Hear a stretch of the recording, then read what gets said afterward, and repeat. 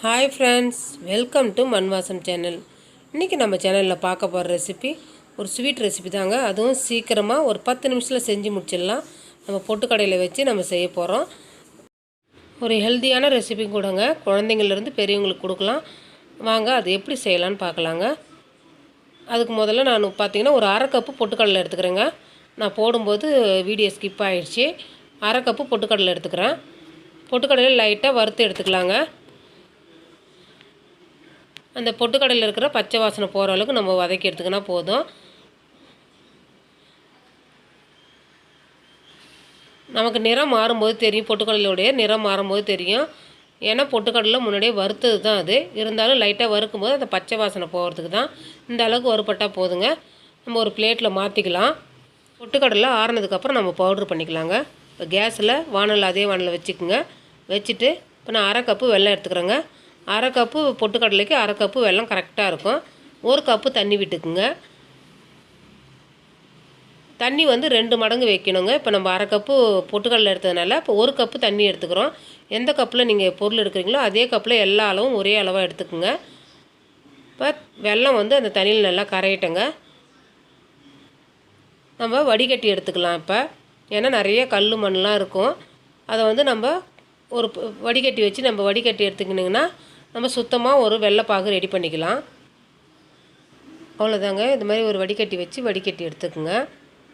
பாருங்கள் எவ்வளோ தூசு இருக்குதுன்னு பாருங்கள், வடிகட்டில் தெரியுது. இப்போ நம்ம வானலில் கொஞ்சம் தண்ணி ஊற்றி கழுவிட்டு திருப்பி அந்த தண்ணியை சேர்த்து கொதிக்க வைக்கலாங்க. தண்ணி நல்லா கொதிச்சா போதும். இதுக்கு பாகு பதம் எதுவும் தேவையில்லைங்க. தண்ணி அப்படியே கொதிக்கட்டுங்க. நம்ம அந்த பொட்டுக்கல்லாம் நல்லா ஆறிடுது. நம்ம அரைச்சி எடுத்துன்னு வந்துடலாம். அதில் ஒரு 3 ஏலக்காய் சேர்த்து அரைச்சி எடுத்துன்னு வந்துடலாங்க. இந்த அளவுக்கு ரெடி பண்ணிக்கோங்க. நான் கொஞ்சம் குறைன்னு அரைச்சிக்கிறேங்க. நீங்கள் நல்லா பவுடராக வேணும்னா நீங்கள் அரைச்சி எடுத்துக்கோங்க. நான் ஏன் குறைன்னு அரைச்சி எடுத்துக்கிறேன்னா நம்ம சாப்பிடும்போது கொஞ்சம் அந்த பொட்டுக்கடலை கொஞ்சம் இருந்ததுன்னா நல்லா சாப்பிடும்போது நல்லா நடுக்குன்னு நல்லாயிருக்கும் சாப்பிட்றதுக்கு. அதனால தான் நான் அப்படி செய்கிறேன். நீங்கள் வெறும் பவுடராக நல்ல ஃபைன் பவுடராக நீங்கள் அரைக்கிறது இருந்தால் அரைச்சி எடுத்துக்கலாம். தண்ணி நல்லா கொதிச்சதும் இப்போ நம்ம அரைச்சின்னு வந்தால் பவுட்ரு சேர்த்துக்கலாங்க. கொஞ்சம் கொஞ்சமாக சேர்த்து கிளறுங்க, ஏன்னா கட்டிக்கும்.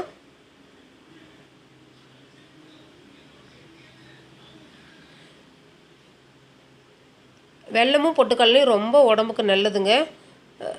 பொட்டுக்கடலை பார்த்திங்கன்னா ரொம்ப சத்து உள்ளது.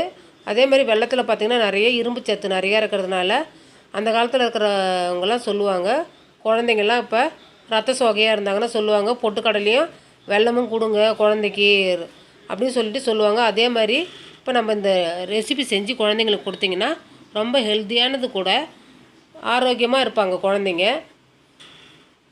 குழந்தைங்களுக்கு மட்டும் இல்லைங்க, பெரியவங்களுக்கும் கொடுக்கலாம்.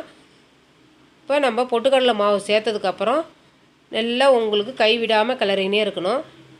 நான் இப்போ இன்னும் கொஞ்சம் இருக்கிற மாவை அதில் சேர்த்துக்கிறேங்க. இது மாதிரி கொஞ்சம் கொஞ்சமாக சேர்த்து கிளறி விடுங்க. இதுமாதிரி சேர்க்கும்போது உங்களுக்கு கட்டாத அழகாக கிளறதுக்கு உங்களுக்கு ஈஸியாக வரும். நல்லா அந்த ஓரத்தில் இருக்கிறதெல்லாம் எடுத்து விட்டுட்டு நல்லா கிளறி விடுங்க.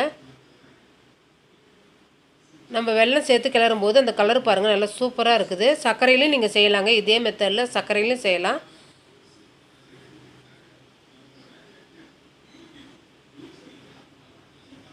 கைவிடாத கிளறினே இருங்க. ஏன்னா நம்ம பொட்டுக்கடலை மாவு சேர்த்தனால அடி பிடிக்கும். அதனால் கைவிடாத கிளறினே இருங்க.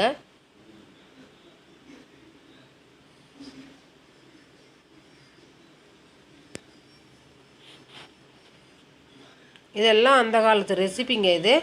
இது மாதிரிலாம் சாப்பிட்டனால தான் அந்த காலத்தில் இருந்தவங்களாம் ஆரோக்கியமாக இருந்திருக்காங்க. ஒரு 3 டேபிள் ஸ்பூன் அளவுக்கு நெய் விட்டுக்குங்க. இப்போ நான் 2 டேபிள் ஸ்பூன் விட்றேங்க. அதுக்கப்புறமேல கிளறி விட்டுட்டு இன்னொரு டேபிள் ஸ்பூன் விட்டுக்குங்க. நெய் இல்லாத பட்சத்தில் நீங்கள் தேங்காய் எண்ணெய் கூட ஊற்றி செய்யலாங்க. தேங்காய் எண்ணெயில் செஞ்சிங்கன்னா நல்லா சூப்பராக இருக்கும் டேஸ்ட்டு. மற்ற எண்ணெய் எதுவும் சேர்க்க தேவையில்லைங்க. தேங்காய் எண்ணெய் இருந்தால் சேருங்க. அதுலேயும் வீட்டில் ஆடின எண்ணெயாக இருந்தால் சேர்த்துக்குங்க. கடையில் வாங்கினது சேர்க்காதீங்க. நான் கூடுதலாக இன்னும் ஒரு டேபிள் ஸ்பூன் அளவுக்கு நெய் விட்டுக்கிறேங்க. உங்களுக்கு நெய் விட அது வானலை விட்டு எட்ட வர்ற மாதிரி நல்லா திரண்டு வரும். அதுதாங்க பதம். வானல் திரண்டு வரும்போது நம்ம எடுத்துக்கலாம். பாருங்கள் உங்களுக்கு கட்டியாக நல்லா அழகாக தெரியுது. பதம் நல்லா கிடச்சிருது. அவ்வளோதாங்க. இப்போ நம்ம இதை எடுத்துடலாம். ஒரு தட்டில் நெய் தடவிக்குங்க. லைட்டாக தடவினா போதுங்க. அவ்வளோதாங்க. இப்போ நம்ம செஞ்சு வச்சுருக்கிற ஸ்வீட்டை அதில் சேர்த்துக்கலாங்க.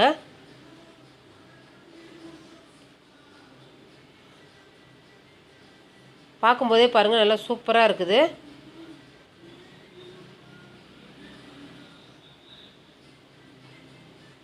நீங்கள் இது பார்த்தீங்கன்னா 1 வயசு குழந்தை கூட கொடுக்கலாங்க. ரொம்ப ஹெல்தி, எதுவும் உடம்புலாம் வீணாகாது. அவ்வளோதாங்க. நல்லா ஆறுனதுக்கப்புறம் நம்ம எந்த ஷேப்பில் வேணுமோ அதை கட் பண்ணி எடுத்துக்கலாங்க. ஆறுனதுக்கப்புறம் நான் கத்தி போட்டு கட் பண்ணுறேன். நான் கட்டமாக தாங்க கட் பண்ணுறேன். நீங்கள் எந்த ஷேப்பில் வேணுமோ அந்த ஷேப்பில் கட் பண்ணிக்கோங்க. நான் சொன்னேன் இல்லைங்களா, இப்போ நான் பொட்டுக்கடலை வந்து கொஞ்சம் குறைன்னு அரைச்சிக்கணுன்ட்டு. பார்க்கும்போது பாருங்கள், அது உள்ளார சூப்பராக இருக்குது. நீங்கள் இதில் வந்து செய்யும்போது எள்ளு கூட சேர்த்து செய்யலாங்க, சூப்பராக இருக்கும்.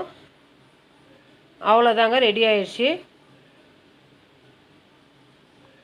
நல்லா வெள்ளை எள்ளு இருந்ததுன்னா நல்லா வறுத்து நம்ம கிண்டர் நேரத்தில் எள்ளு சேர்த்து கிளறுங்க. அப்போ வந்து சூப்பராக இருக்கும். நான் அதுக்கு தான் நான் கொஞ்சம் லைட்டாக பொட்டுக்கடலையே குறைன்னு அரைச்சிக்கணும். பார்க்கும்போது எள்ளு சேர்த்து செஞ்ச மாதிரி இருக்குது பாருங்கள். இந்த ரெசிபி பிடிச்சிருந்ததுன்னா மண் வாசம் சேனலில் லைக் பண்ணுங்கள், ஷேர் பண்ணுங்கள், கமெண்ட் பண்ணுங்கள், சப்ஸ்கிரைப் பண்ணுங்கள். பக்கத்தில் இருக்கிற பெல் ஐக்கானையும் கிளிக் பண்ணுங்கள். தேங்க்யூ.